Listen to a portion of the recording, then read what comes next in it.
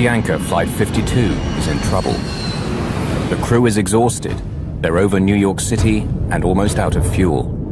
Are we cleared to land now? Yes, sir, we are clear to land. Tell me things louder because I'm not hearing it. They're cleared to land. Soon the nightmare will be over. Gear down. Glide slow! Listen, grade 500 feet. The captain desperately searches for the runway at Kennedy Airport. Lights! But he can't find it. The runway, where is it? I don't see it. I don't see it. Now they're battling violent wind shear. This is the wind shear. They're going to crash. Hurry the landing gear up! Landing gear up! The plane has hardly a drop of fuel left. They cannot land. Flight 52 is about to crash somewhere over New York. How could that happen? Even the world's finest air crash detectives will never agree about who is to blame. Relevance of testimony. Southwest of Kennedy Airport, with a track brought up.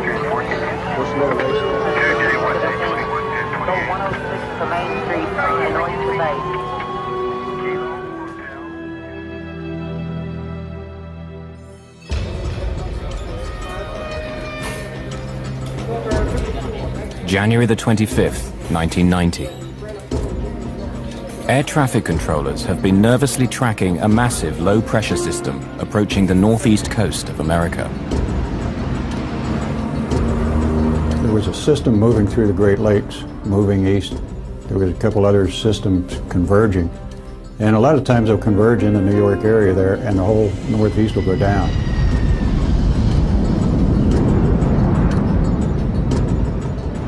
The weather is already near the safe minimum to land a plane.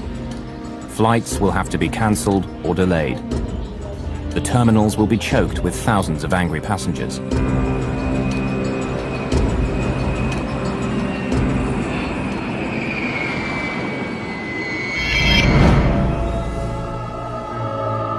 Despite the terrible weather, the air traffic managers in Washington, D.C. order controllers at Kennedy Airport in New York to set a high landing rate. Air travel is vital, and they're under tremendous pressure to delay or cancel as few flights as possible. There's pressure because that's the business they're in. The business is moving passengers from A to B. That's what the airlines are paid, and the controllers are paid to help that work. Management in Washington, D.C. is pressuring New York to take on more flights than they feel is safe. Despite the weather, they want them to land 33 aircraft per hour. We don't like it. We're going to have the worst possible conditions for landing aircraft at Kennedy Airport. We can't use runway 13. We have to use runway 22 because of the conflicts with other airports. And because of the winds, we don't like the rate of 33 an hour. 33 is it, and you'll take it. Scores of overseas flights with thousands of passengers are already on their way.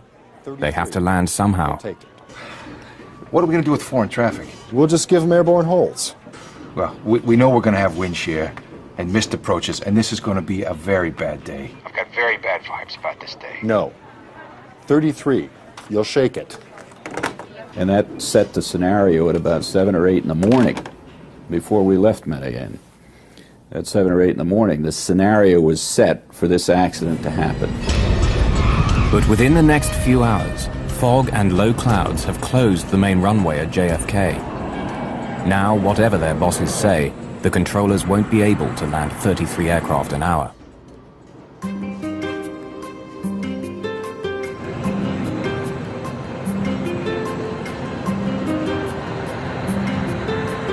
"2,400 miles to the south in Colombia, it's a warm, sunny day with not a cloud in the sky. Avianca Flight 52 is now boarding passengers for New York. Among them, Miriam and Luis Montoya and their 2 young daughters. I remember during that day in the morning, before we boarded the flight, I talked to a friend that was going to pick us up at the airport in New York. He told us the weather conditions were bad. The temperature was very low, and it was rainy, and it was going to be foggy. After a short business trip, Nestor Zarata is traveling home to New York. I received a telephone call telling me that if I could be in the airport in half an hour and not ask any questions or request anything, I would get on the direct flight to New York. In the cockpit, Flight engineer Matthias Moyano monitors the loading of over 13,000 pounds of fuel, making a total of 80,000 pounds. Enough for the journey, plus an extra 2 hours flying time. Bianca 052 Heavy, request clearance for takeoff, runway 11. Just after 3 o'clock in the afternoon, Avianca 52 takes off from Medellin with its maximum allowable fuel load. The Colombian airliner heads north for the United States with 158 passengers and crew.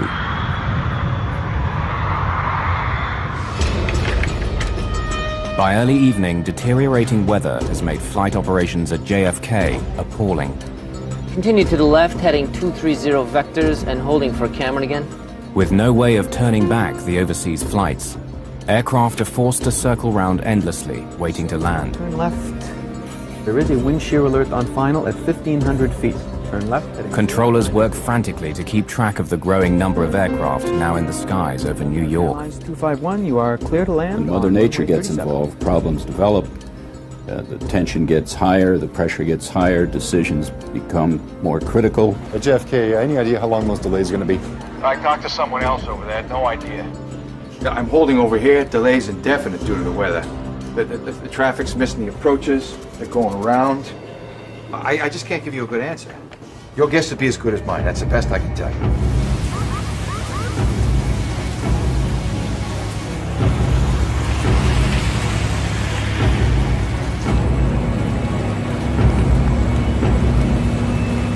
JFK Airport in New York now only has one runway for landing, and aircraft are queuing up to use it. In the near blackout conditions, several planes have to abort their landings, which only adds to the delays. On Flight 52, they know none of this. The crew neither receives nor requests the weather for New York or for their alternate airport, Boston. In this case, Avianca 52 had the capability of calling several different stations or could have called their own dispatch operation in Miami and got an update on the weather. We don't really have any evidence that they checked with anyone to get the updated weather for JFK and their alternate Boston. It's inconceivable to me that someone with a responsibility of other people's lives would fly into a deteriorating condition without checking about, hey, do we have a way out of this place? Avianca 52 enters the airspace near Norfolk, Virginia. After 4 hours in the air, New York City is now less than 40 minutes away. 51-year-old Captain Laureano Caviedes is a seasoned pilot who's been flying with Avianca for 27 years. But his English is poor. All communications with air traffic control will be handled by the 28-year-old co-pilot, Mauricio Klotz. The third man in the cockpit, flight engineer Matthias Moyano, is experienced, but like co-pilot Klotz, he has only 4 months of flight time in the 707. They were a highly experienced flight crew who had been into New York several times previously on behalf of Avianca. So they were familiar with the route and the procedures, and highly experienced pilots. Washington, good evening. Avianca 052 Heavy, flight level 370. Avianca 052 Heavy, Washington Center, roger. Avianca 052, I'd like you to make a right 360-degree turn, and I need you to get a pencil ready for holding instructions at Norfolk. Okay, 360-degree right turn at Norfolk, Avianca 052 Heavy. Avianca 052, you ready to copy your holding instructions? Go ahead, sir. All right, Avianca 052, you are cleared to the Norfolk VORTAC. Hold south on 174 with right turns and 20-mile legs. Flight 52's troubles are about to begin. They're being diverted out over the Atlantic Ocean near Norfolk, Virginia, and placed in a holding pattern. Here, the aircraft will fly an elliptical racetrack pattern while it waits for further instructions from air traffic control. They don't know about the bad weather ahead, but with enough fuel for more than 2 hours of flying, there's no cause for alarm.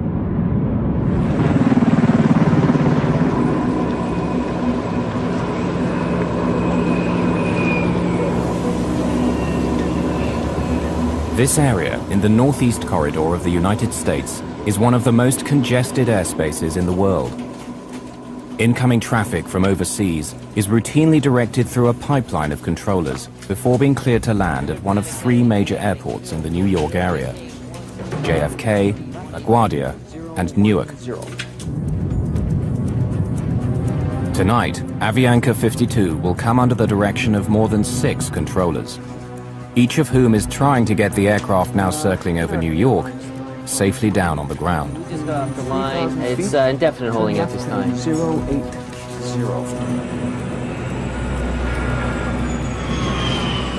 We just had 3 missed approaches on 22, right? We just went below the minimums. We just had 4 misses on 22, right? Which is our primary runway. The visibility is getting worse, and it's worsening. All right, how many are you holding? Well, we're still holding the 12 or 13 we had earlier. We're expecting some pretty lengthy delays in another hour or so. While air traffic controllers try to cope with the increasing backlog of flights, Avianca Flight 52 circles for 19 minutes over the Virginia coast, waiting for permission to continue its journey to New York. Avianca 052, expedite descent through level 33. Just leave flight level 330 within 3 minutes, please. Okay, we'll leave 330 within 3 minutes. Avianca 052 Heavy. The Avianca jet is on its way to New York at last, but they have no idea of the trouble that awaits them.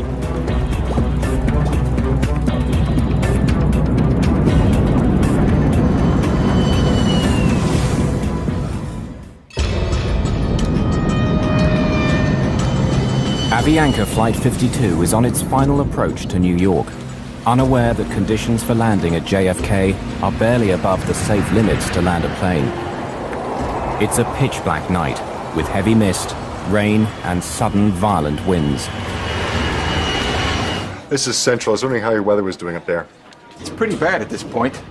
We got all sorts of wind shears and missed approaches. Due to not seeing a runway? You're still trying on a 30 rate. Yeah, rather unsuccessfully at this point. The winds are starting to pick up. 20% of the guys attempted approaches went on to miss. When the northeast goes down, it goes down. It goes down for a big area. And a lot of quick decisions have to be made. You just can't say, wait a minute, stop. Everyone's en route. The plane has now almost used up the fuel planned for the journey and will shortly start eating into its reserves. The crew is considering diverting to their alternate airport in Boston, just 210 miles from New York.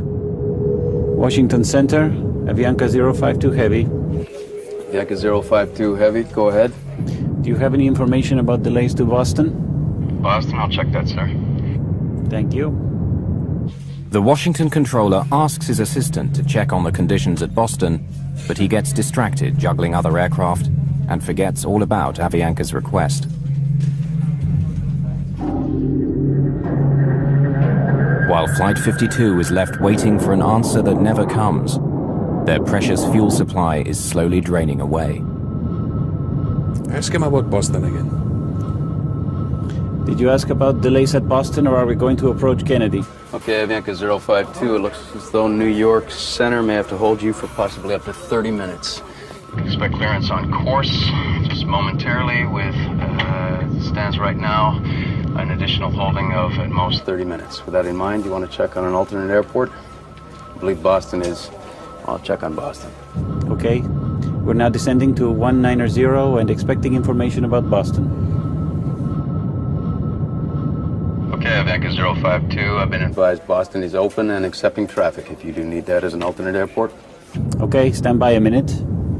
Flight engineer Moyano begins to calculate how much fuel they'll have after an additional 30 minutes of holding.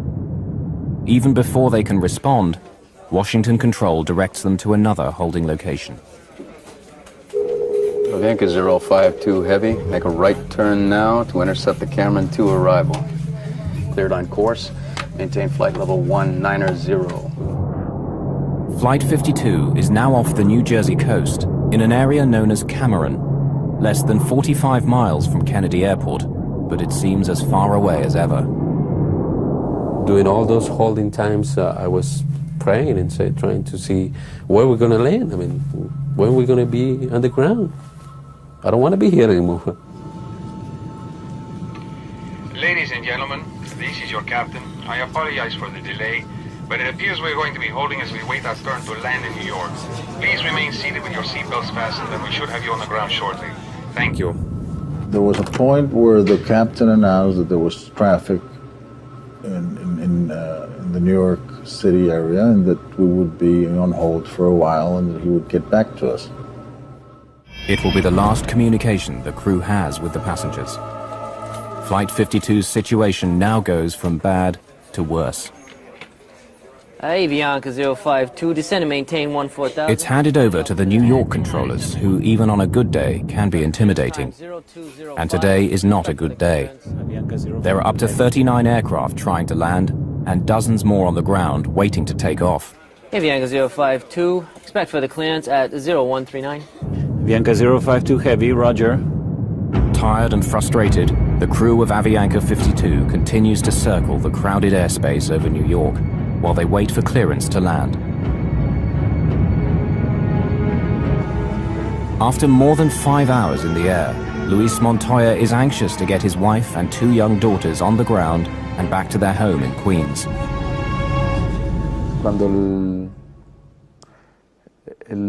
As the flight started to prolong, we started to feel uneasy. My wife was carrying the baby at all times, and we were wondering what could be happening. After all, they weren't giving us any information, and most people began to feel nervous. New York Center finally gives the crew of Avianca 52 the message they've been waiting for. Avianca 052 Heavy, Aviar Kennedy is 2,400 feet. Can you accept an approach? That's an affirmative, sir. They think they're finally in the clear. Avianca 052. Then, calamity. The foul weather and zero visibility forces several aircraft just ahead of them to abandon their landing attempts and make a second attempt. The controllers have bad news for the Colombian airliner. Avianca 052. Continue to the left, heading 230 vectors, holding at Cameron again. Another hold. Okay, 230 vectors for holding at Cameron. Kennedy, Avianca 052. Avianca 052, go ahead. Thank you, sir. You have any estimates, sir? Avianca 052 Heavy, I might be able to get you in right now. Stand by. Thank you. The crew wait silently and hope.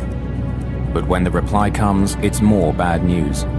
Avianca 052, we just got off the line. It's indefinite holding at this time. The Avianca 052, turn left, heading 090, hold at Cameron, maintain 1000. They've been held up for 48 minutes on the way here. Now they've been circling around for another 25 minutes, only a few miles from the safety of JFK Airport.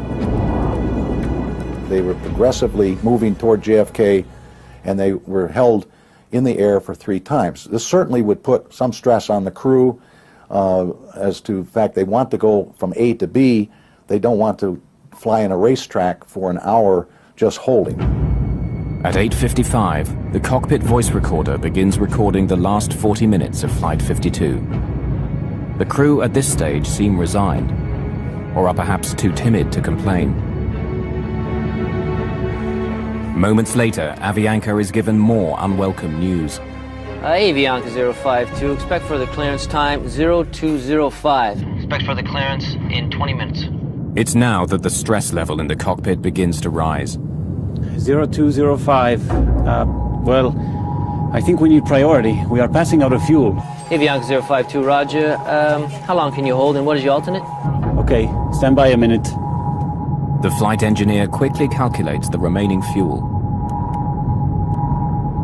Yes, sir, I will be able to hold for 5 minutes. That's all we can do. Avianca 052, roger. And what's your alternate? We said Boston. But it's full of traffic, I think. Avianca 052, say your alternate again. It was Boston, but we can't do it now. We'll run out of fuel. Avianca 052, cleared Atlanta Kennedy via heading 040, maintain 1000 at speed 180. The Avianca crew, when they felt that they were being handed off to an approach controller now and given a heading and a lower altitude, I'm sure in their minds they thought, well, they even commented on the cockpit voice recorder, we're being handled or we're being taken care of. It's okay if I send 4 more your way? Casino, I'm back in the hold again. I got 4 in the stack and there's no end in sight. I can't keep you times. I'd be guessing if I did. This guy's killing me. Avianca 052 only has 5 more minutes and no hold. You gonna be able to take him, or I'll set him up to his alternate? What is his speed now? I'm not sure, to be honest with you. Holding speed. Slow him to 180 and I'll take him. Say again? Slow him to 180 knots and I'll take him. You guys holding a lot? Man, we're holding all up and down the coast. Ah, that's good practice, man. But in this critical handoff from one controller to the next, there is no specific mention of Avianca's critically low fuel. Nobody told the next controller that. So the next controller, when Avianca came in on the frequency, the controller just said, right, I've got you, proceed to Kennedy, or I'm going to put you in a hold, and put him in a holding pattern over the last approach fix. The options were gone. Now the aircraft could only get into Kennedy. Avianca, descend and maintain 7,000. Descending to 7,000, Avianca 052 Heavy. Avianca 052, before you go, there is a wind shear alert On final at 1,500 feet. Turn left, heading 090. Left, heading 090, Avianca 052 Heavy. The high-level wind shear was passed on early on, so he was aware of that. But the low-level wind shear below 500 feet was not passed on. During the entire flight from Colombia, the plane's autopilot has been unusable. It was reported after the last flight, but Avianca's maintenance men failed to fix it. After more than 6 hours of flying manually, the physical and mental stress is beginning to take its toll on Captain Caviedes. To me, it's inconceivable someone would have to fly a Boeing 707 without an autopilot. I mean, that's a high workload in smooth air. After more than an hour and 17 minutes waiting for clearance to land, the crew of Flight 52 believe controllers on the ground are at last aware of their fuel emergency and are clearing the 707 for a priority landing.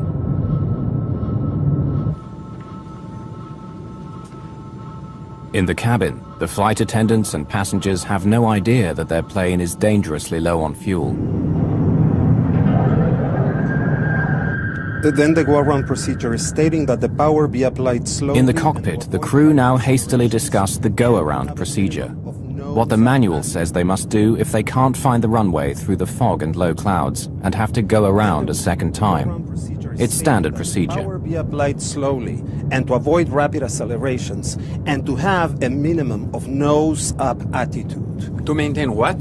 Minimum nose-up attitude. That means... Flight engineer Moyano is concerned that if the captain were to pull up the plane's nose too sharply, all the remaining fuel would slosh to the back of the tank, causing engines to stop. Covered on fuel during the go-around. What it means is it doesn't contain fuel for feeding itself and a flameout could occur.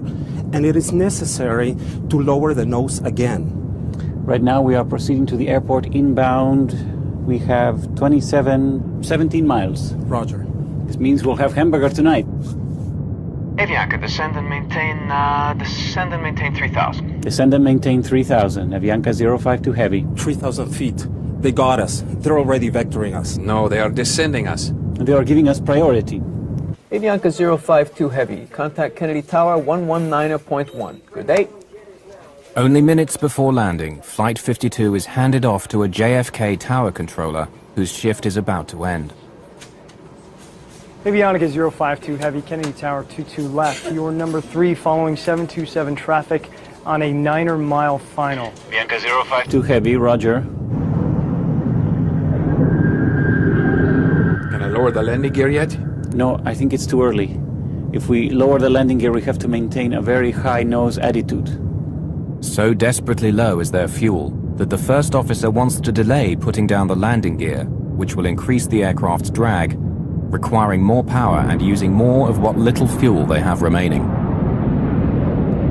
I was so happy. For me, it was like a joy. I mean, we're going to land soon, and this is going to be end. Avianca 052, what is your airspeed? Avianca 052, 140 knots. Avianca 052, can you increase your airspeed 10 knots? 10? Okay, 10 knots, increasing. Increase. 10 knots more. Tell me things louder because I'm not hearing it. Lower the gear. Gear down. Avianca 052, 22 left, wind 190 at 20, cleared to land.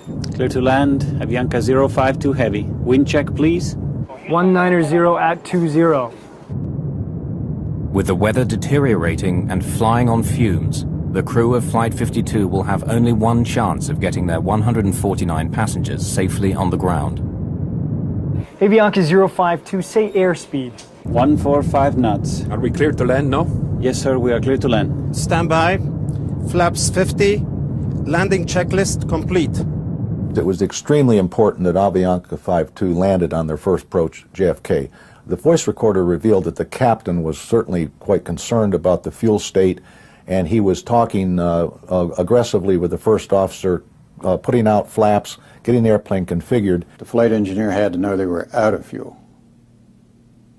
And when they came in for the first approach, it was time for the flight engineer to say, this is the only approach we're going to be able to make. And he didn't. Give me 50. Flaps 50 now. All set for landing. Standing by for lights. Slightly below glide slope. 1,000 feet above field. Instruments cross-checked, slightly below. Stand by for lights. Stand by. The wind is slightly from the left, 190 with 20. Below glide slope. With about 10 minutes of fuel remaining, and just 2 miles from the runway, Flight 52 finds itself flying into violent wind shear, forcing them to slow the plane down.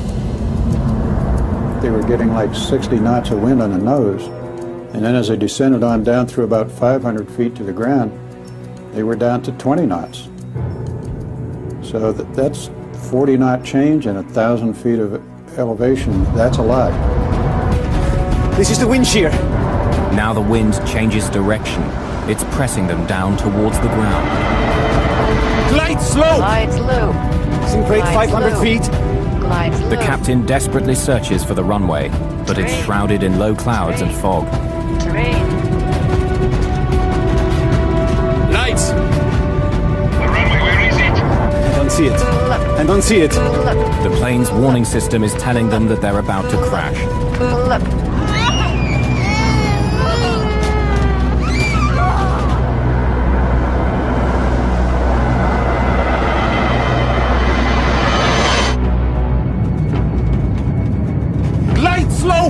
Sink rate 500 feet. Just 2 miles from touchdown, Flight 52 has been caught in violent wind shear.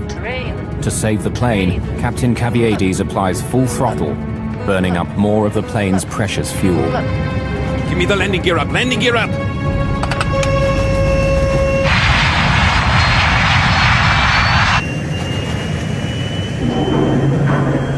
The airplane was about 200 feet above the ground, about 2 miles from the runway, which was well below the glide slope and very dangerous. So the airplane almost crashed on its first approach. When you get a missed approach, now it changes the whole ball game. Request another traffic pattern. Executing a missed approach. Avianca 052 Heavy. The operation of pulling the plane up in the missed approach was a very violent one. It was a very steep climb. So we were all thrown back by gravity towards the back of our seats. Something's going on here. Anything, we're going to crash. This is terrible. I mean, we start praying, but then I pass out. I couldn't handle it anymore.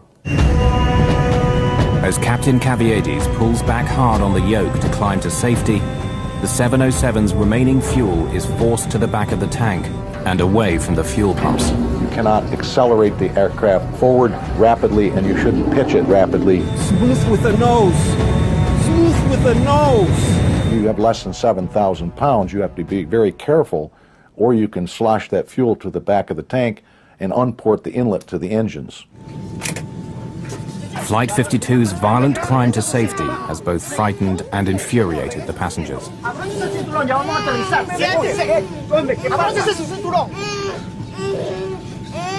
Mi My baby Daniela also started to feel uneasy and began to cry.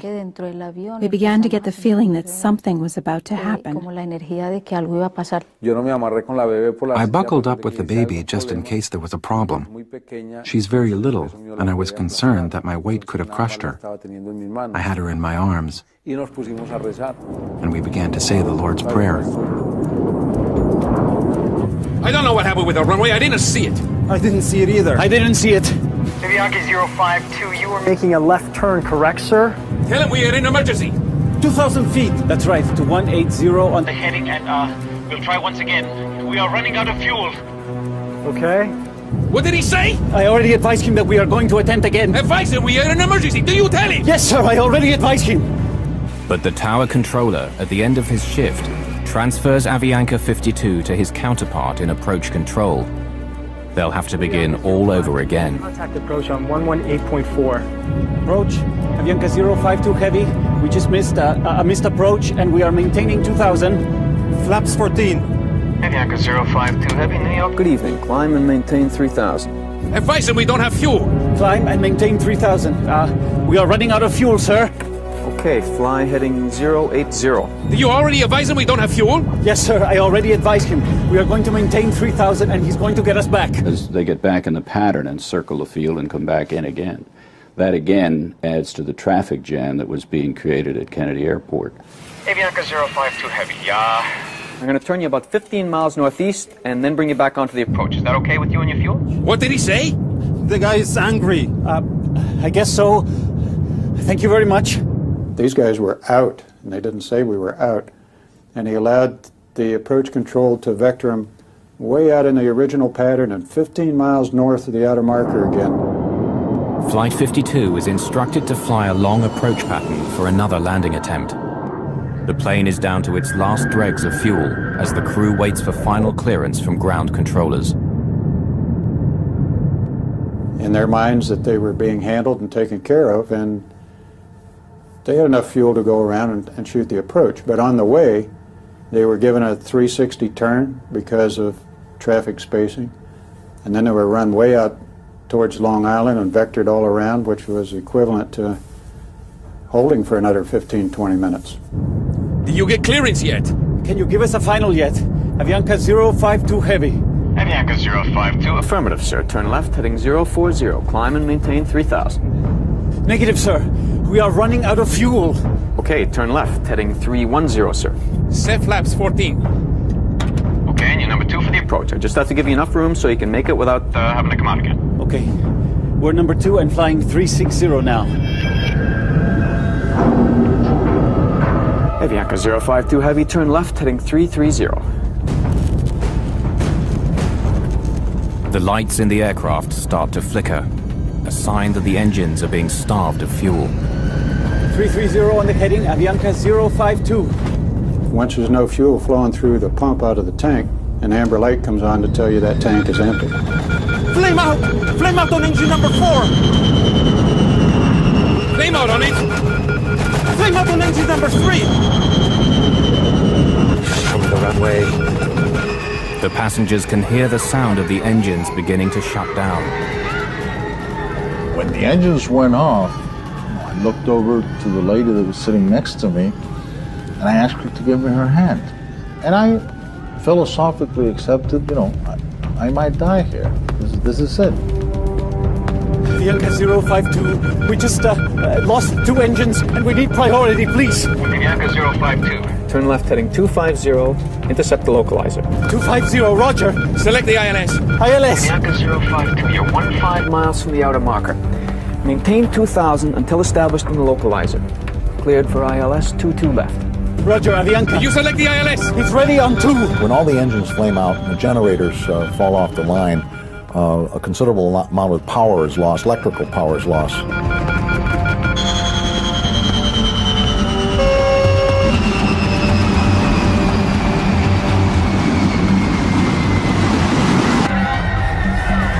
In the cabin, the screams, the crying, and then this terrible sound of the wind against the fuselage as the plane drops from the sky.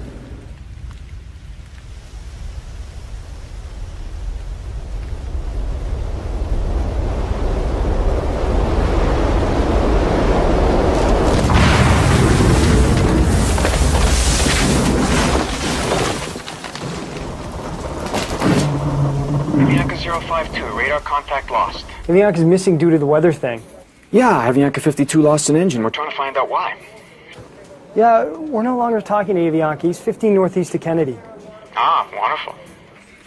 At Clipper 18, turn left heading 180. 6.5 hours after leaving Colombia, Avianca Flight 52 is missing somewhere over New York.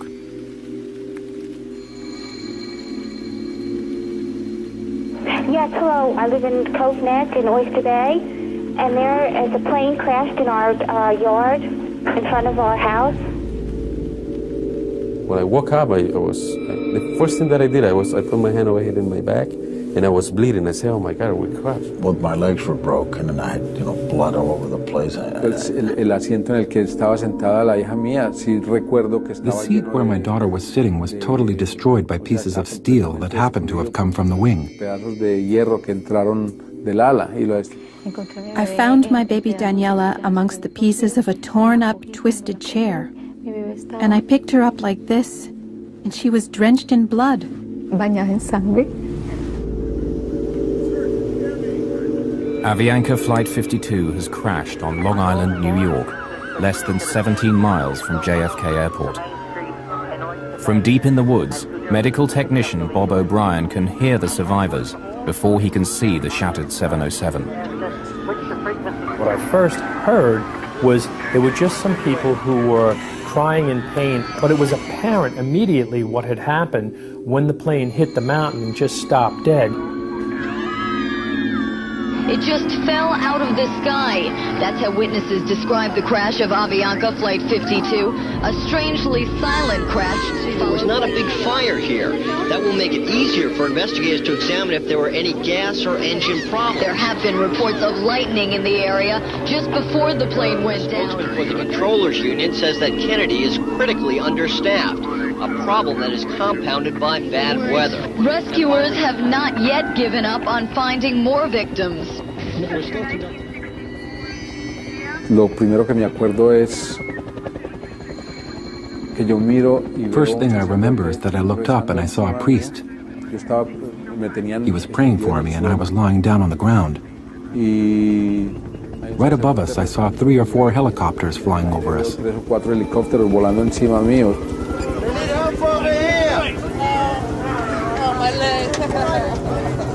Managed to get up on top of the fuselage, and there's that door handle that says in case of emergency pull here.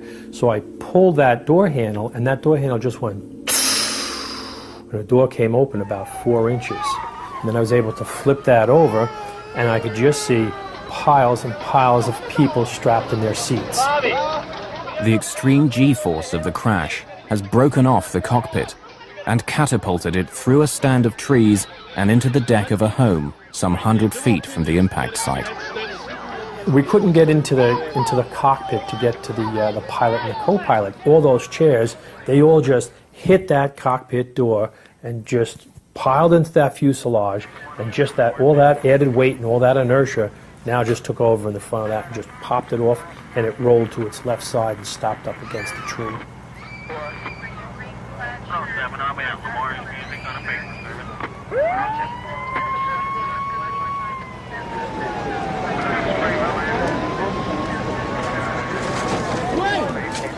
Come on, somebody get the back here. And I saw some cables, and I saw a big hole in the fuselage over the passengers that were sitting next to me who were kind of unconscious. And on top of me was this guy who was bleeding, a big guy, I don't know who he was, but he was on top of me, but I was sitting. I pulled myself with those cables towards that hole, which was over the wing.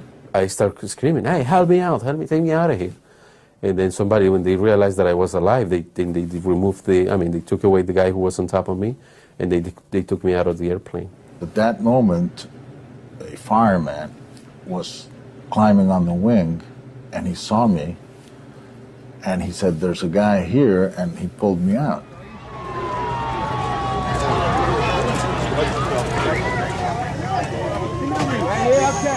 37 fire and rescue companies from Nassau County are quickly mobilized.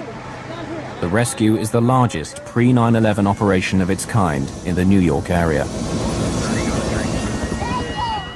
That little girl was sitting up on the fuselage and she was crying, mi madre, mi madre. And that imprint of horror just was, you just in your mind's eye focus right back in on, I saw mi madre, I saw her mother. And I know what that little girl was seeing. It was horrible enough for me, and I'm a professional rescuer. I realized that my baby was dying, so I began to scream. Please help me. I had the baby here, please.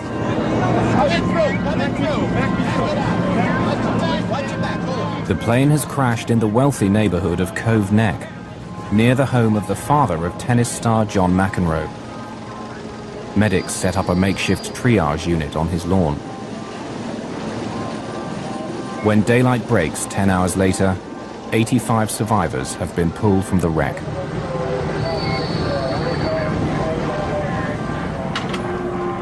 The lead flight attendant is the only member of crew to survive the crash. Of the 11 babies on board Flight 52, all but one are found alive. Among the dead are several passengers with drugs hidden inside their bodies. Known as drug mules, they're poor people paid by the Colombian drugs cartels to smuggle cocaine into the United States. It became an issue later on. They posted police officers at the morgue because they were afraid that the drug cartel would come in and try to steal the bodies because they were worth $1 million apiece, and they were waiting for this shipment, and there were a lot of them.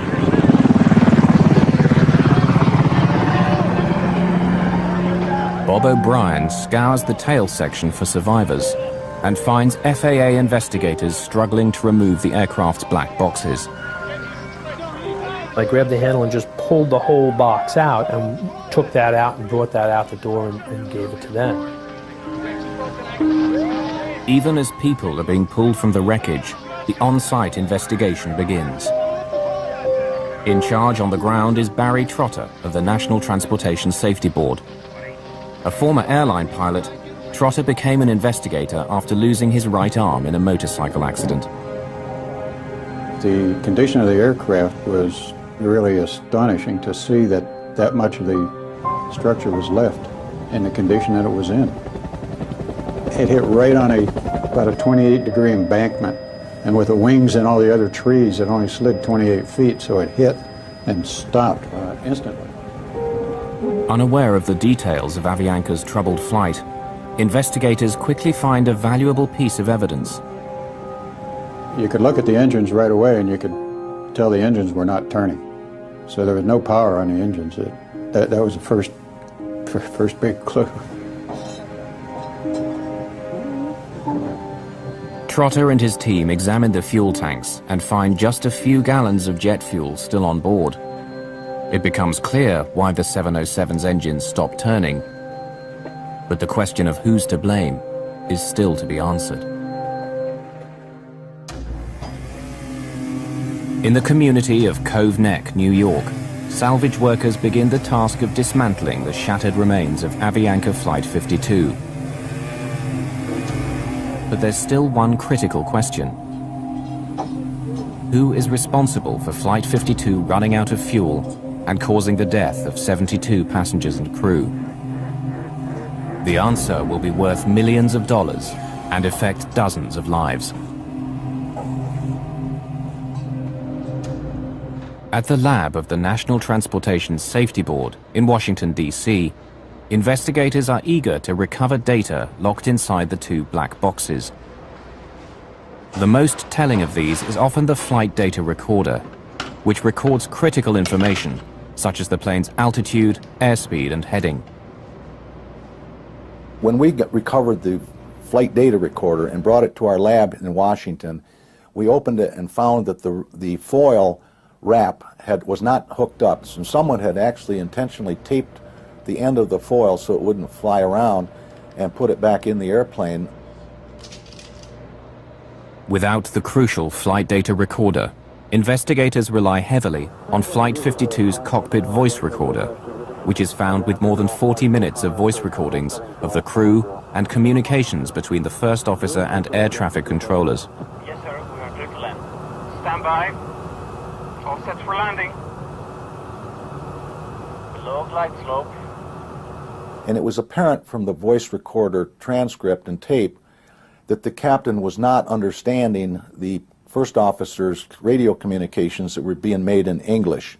Everybody wants to blame the pilot, but he may be the last person to make a decision, and the scenario which caused him to be in that position where he makes the decision was created by several other people along the route. The captain asked the first officer about 9 times to clarify information or repeat it or to pass on information. We are going to attempt again. Advisor, we are in an emergency. Do you tell him? Did he make a conscious decision to run out of fuel? No. He was sucked into a situation by the air traffic controllers where he ran out of fuel. Once the airplane got into the JFK area, there was certainly a serious breakdown in communications on the part of the pilots within the cockpit, on the part of the pilots talking to controllers, and controllers talking to the pilots, and the controllers amongst themselves, because there were handoffs and some of the urgency was not passed on within the controllers system. So we had multiple breakdowns in multiple areas here that ultimately led to this accident. Slow! The cockpit voice recorder reveals a crew desperate to land the 707 in near zero visibility and in extreme wind shear without the aid of an autopilot. In this case, the captain had a difficult time maintaining the glide slope during the approach with the wind shear, didn't see the airport, and had to make a go-around. That almost doomed the airplane at that point. The information being given to pilots en route was a wind shear up as high as 1,500 feet. But their pilots on approach were encountering wind shear as low as 300 feet, and that wasn't passed on to the Avianca pilot. This is the wind shear. The crew of Flight 52 is caught off guard. As they descend below 500 feet and slow down, a violent vertical wind forces them towards the ground, nearly causing the plane to crash 2 miles short of the runway. Ironically, Avianca 52's lack of fuel resulted in no fire or explosion, saving the survivors from almost certain death. If the flight would have found some level ground, it was conceivable he would have slapped the fuselage down and slid to a stop. With no fuel, there would have been no fire, and I think it's very possible that most of the people would have survived it in that case. As the hearings into the crash begin, lawyer George Tompkins is confronted by controllers who maintain that the Avianca crew failed to use the word emergency, instead using the word priority to communicate their situation. The government took the position that the pilot never declared an emergency, so no one knew that he had a problem. But saying you're getting low on fuel and saying you cannot make your alternate, the word emergency is not necessary to say. Negative, sir. We are running out of fuel. We just lost 2 engines and we need priority, please. And they thought they were telling them when they said we need priority. Para nosotros en español la palabra prioridad significa. In Spanish, for us the word priority means first. Corre a mí, te estoy necesitando. Attend to me, run to me. I need you right now. No sé si es que I don't know if priority in other languages means that you can wait. Significa que puedes esperar. To me, priority means a priority. If you ask a child what is a priority to you, what are you going to say? He doesn't need to say an emergency. Avianca 052 only has 5 more minutes in the hold. You gonna be able to take him, or I'll set him up to his alternate? What is his speed now?